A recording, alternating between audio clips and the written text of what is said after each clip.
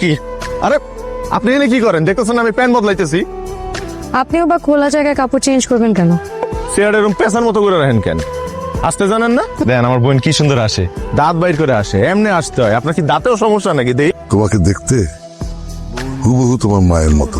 ওনার নাম যদি আর নেন তাহলে কিন্তু আমি এক্ষুনি এই বাড়ির থেকে চলে যাব। বন বিড়াল চিনোস না? কাছে গেলে খেয়াও করে ওড়ে।